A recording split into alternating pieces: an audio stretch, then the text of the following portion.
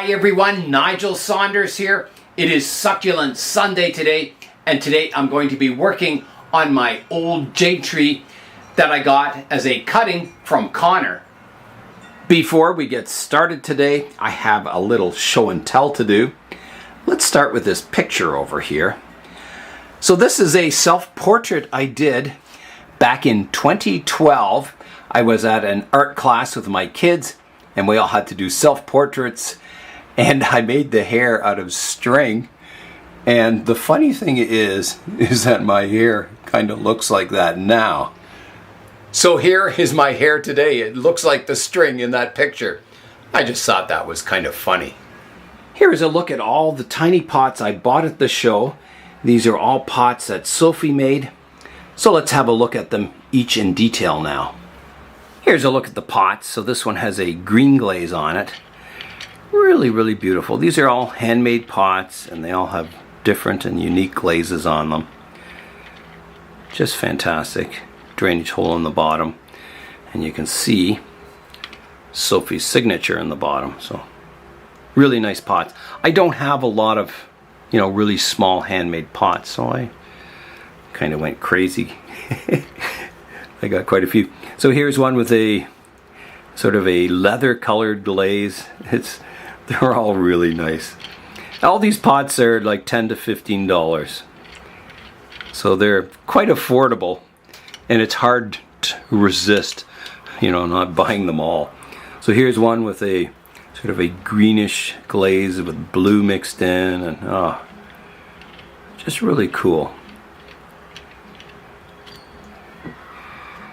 And, depending on, here's one with a sort of a tan and brown glaze, and then it has a drip of blue off of it, and it's just beautiful. So depending, what color scheme you want with your tree, you can pick the front of your pot to kind of match what color you're after. Really nice. Here's some unglazed pots with just a matte glaze on the top.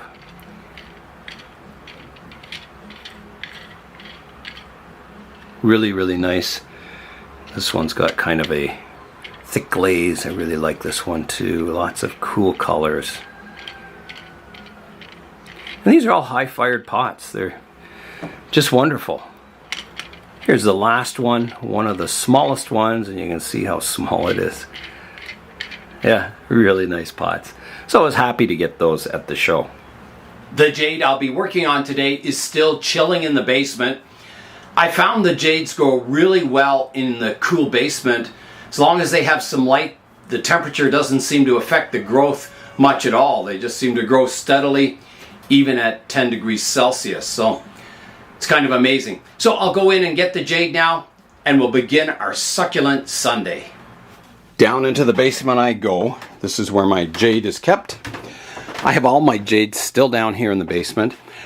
We are getting cold weather blowing in tomorrow, so the t-shirt weather is ending, and we're going to be back to just around the freezing point. So it's going to feel really cold after, I think we had 27 yesterday, and the high tomorrow might be like 4 degrees Celsius. So it's going to be quite a shock to my system, I think.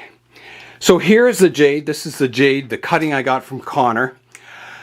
Last time we saw this jade, I had severely cut it back, almost to a stump. I'll show you a picture of it. Here is the tree today, and you can see all the growth up top, and this has grown in the basement here, where the temperature averages between about 8 degrees Celsius and maybe the highest is 12 degrees Celsius. Very cool down here, and it's just under these LED shop lights. They're not special lights or anything. I get a little bit of natural light from the basement windows here, but not much. So basically these jades have been growing in the cool weather down here under poor lighting, but they just grow fantastic. It's amazing. I don't know. All my jades, like here's another one. Again, this one got trunk chopped and it's just growing like crazy. Over here, I have my rat-tailed jades that Bonsai Jade gave me, and look at them growing down here. And very poor light. There's some more jades over here. I think this is from the arm size jade, the cutting off the top of it. Yeah, so they've done really well in the basement here. So let's get the jade outside and begin the work on it. I've got the jade out on the bench here. I checked the playlist for the tree. I hard pruned it back to kind of a stump in July of last year, so it probably grew a bit in the last half of summer, but most of this growth is from indoors over the winter. So I have to be careful. All these leaves are used to growing in indoor light, so you can't just put the jade straight out into the sun or you'll get leaf burn on all the leaves. You'll get kind of like a scabbing on them that looks very similar to the color of the trunk. So if you have a jade that's indoors, always be careful when you bring it outdoors. Put it in the shade at first and then slowly transition it to full sunlight. I don't think I ever picked a front for the tree, so I'm going to rotate it around and just have a good look at the tree. Check out possible front. So this stump here, I cut it here and it kind of dried back. It's kind of crusty there. So that wasn't the most successful cut, that hard pruning there. I did get a shoot from down here that will replace this part of the tree with a new branch there. All the rest of the cuts were quite good. You can see I pruned this branch off here and I got all these new shoots. The branch up here I pruned, I got all this new growth on it. So I was very happy with the results of hard pruning. Here's a look at that one stump. I cut it off and it died back. Not to the first ring, not to the second ring, but back to about the third ring, back to the trunk here. So that one pruning wasn't successful, but that's how it goes. I mean, hard pruning is always a little risky and the results are always a little unpredictable. Generally, like this tree, it's quite successful. It works, the tree doesn't die. It's just sometimes it doesn't work properly or how you expected. But generally, you always get a good tree out of a hard prune. It certainly gets the tree back to size. I'm going to see if I can clean up the deadwood. I've got my pliers here just to see if I can get the dead parts off. You don't want water, going down into the rotted part and staying here. It could cause rotting on the trunk. So it's best to clean up your jades if you can. And it looks like it's quite easy to do. The dead part is just kind of brittle and coming off really easily.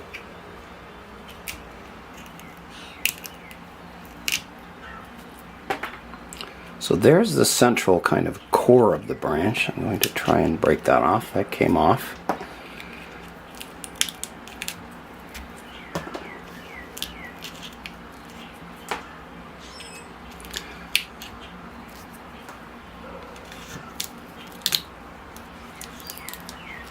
Just working it back to living tissue.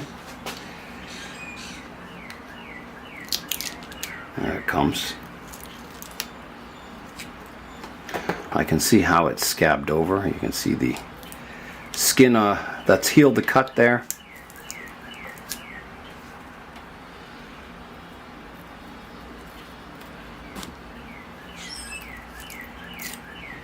Sometimes accidents like this turn out to be really good, and in this case I think it is. It gives it a little more taper up to the apex.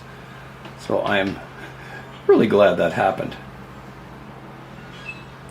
Okay, I was picking a front for the tree. I still haven't done that, so I better do that now. I've got a piece of wire that I can mark the front of the tree. So I'll study the tree.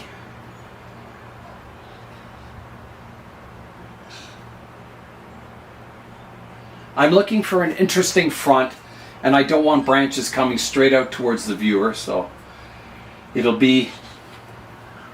It's not bad here, except, the apex, the line, this is lower than the one back here, which isn't so good. I really need this to be the view with my apex. So maybe here, it kind of makes the division here flat onto the viewer. I prefer it rotated slightly, but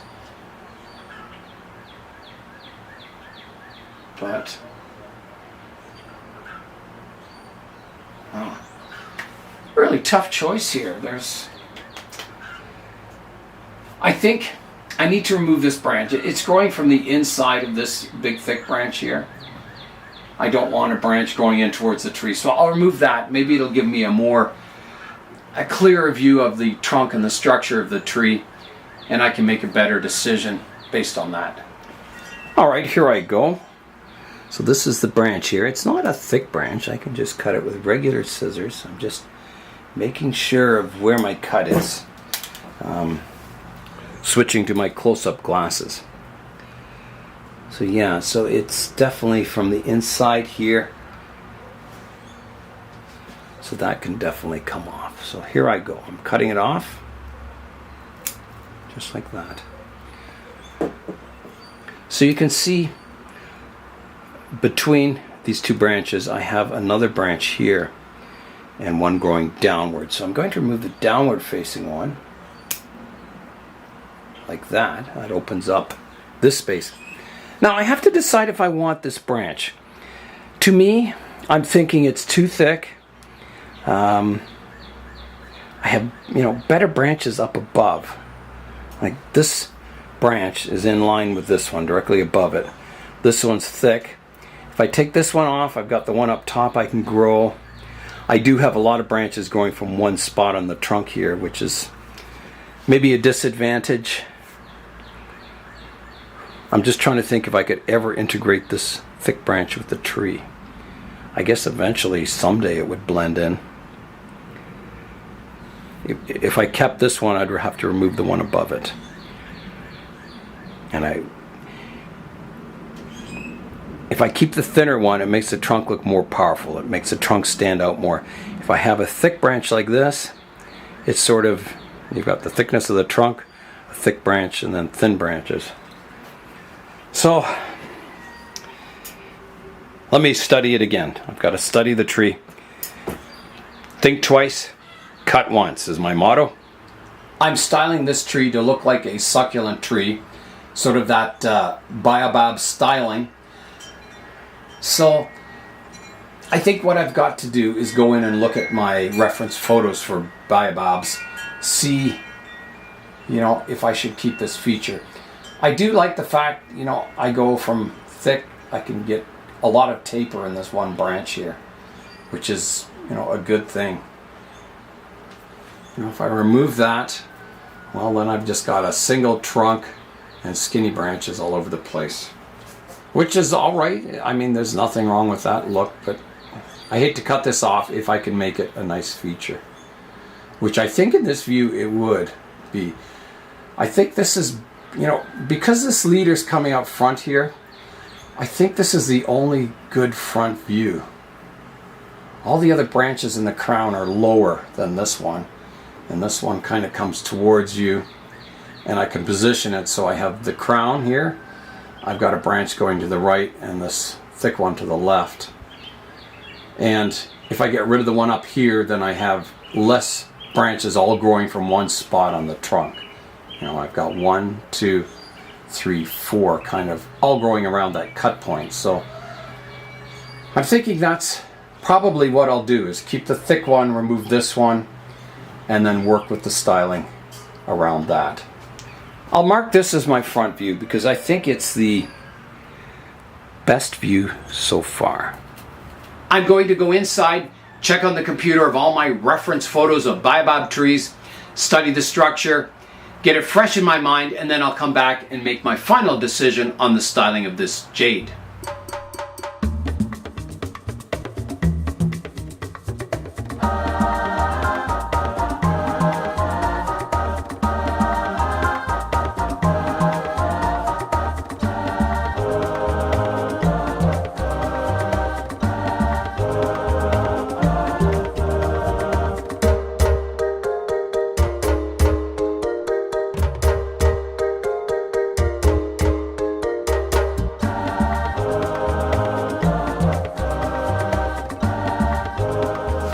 I checked all the reference photos of baobabs, and it's very common to have like a thick branch like this.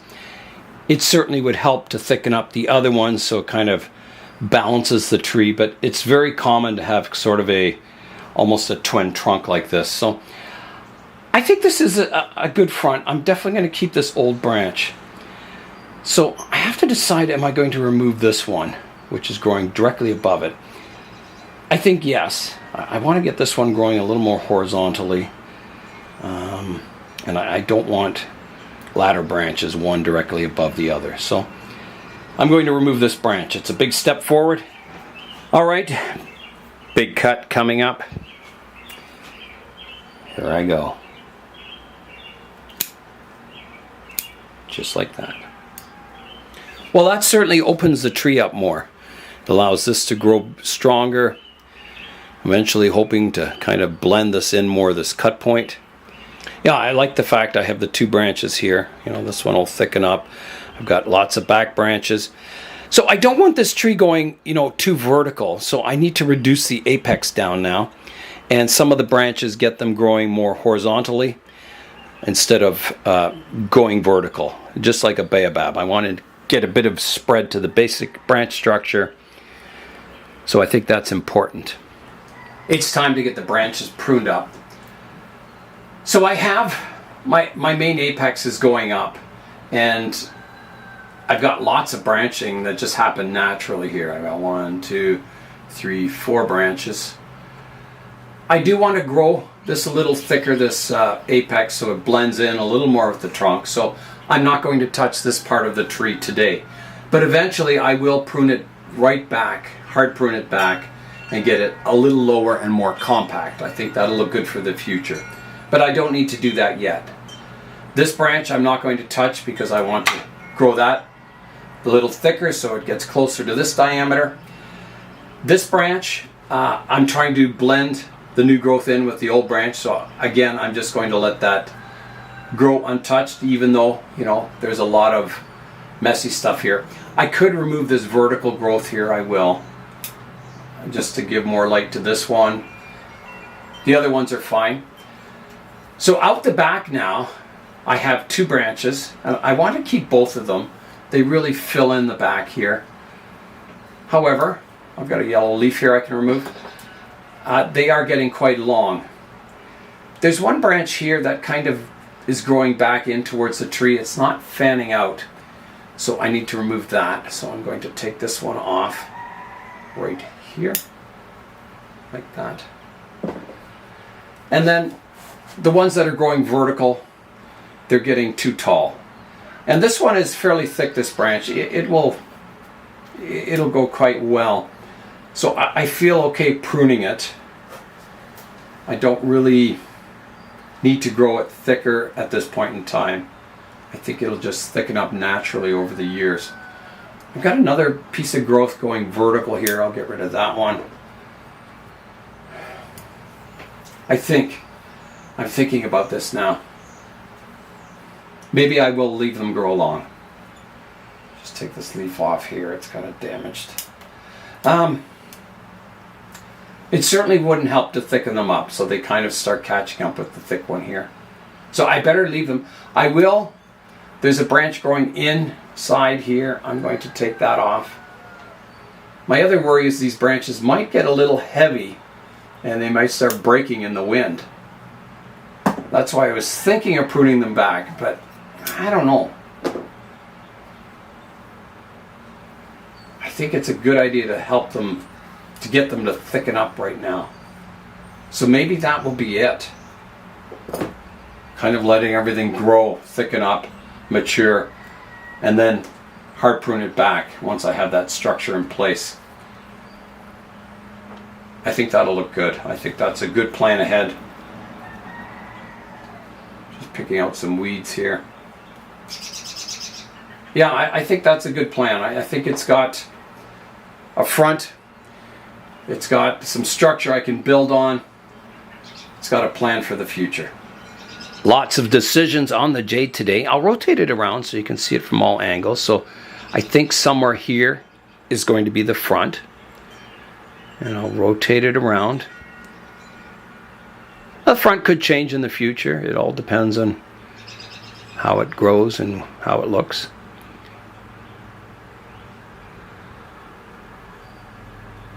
And coming back to the front here. I'm really happy with the growth of the jade and how it's developing into a style, that baobab style. It's come a long way from that cutting that Connor originally gave me. It's time now for some succulent updates. The first succulent update for today is my pencil cactus. In the wintertime, I had these yellow tips on the branches. You can see them here. And now they're beginning to flower. So I don't have a really good example of a flower at the moment. Some have faded and some are still to come out, but I'll show you what I've got. Here's a kind of a close-up look at the flowers. They look really nice when they're fully out, but they don't last a whole long time, maybe a day. But there's another one out the back. So that's the flowers I got on it this year. So exciting to see it flower. I will be pruning this back shorter once the flowering's finished. And getting them in a pot, a nice pot. Maybe one of those ones is Sophie's. They may be too small for this, but maybe not. Anyway, it'll get a nice pot. The next update is my euphorbia, the one they nicknamed Killer, because it's quite deadly. I moved it out to the greenhouse about a week ago. I wanted to give it lots of light while it's warm out here, and it's looking good. I'm really excited to develop this into a tree-like form, just like the original parent tree, which was really tall, went to the roof of the greenhouse. So that's exciting. Over here on my miniature bonsai bench, all the succulents I planted are doing quite well. Here's the jades. These are the same parent material as the tree I worked on today, Connor's jades. They're miniaturized because they're in a small pot and I keep pruning them. But yeah, all the Portula cariafora, the little tiny leafed ones, are doing really well, both the parent and the cuttings. So that's exciting.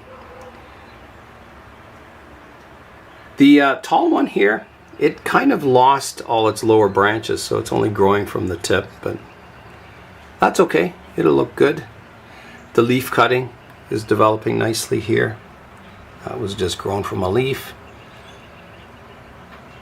Yeah, so I'm happy with the little tiny succulents as miniature bonsai. They're alive and growing well. On the ground down here in front of the heater are my 3 baobab trees. So my smallest one has got the most leaves on it. I hope you can see that. There they are. Yeah, so it's leafing out really nicely. The other one's shorter, but it's got a thicker trunk.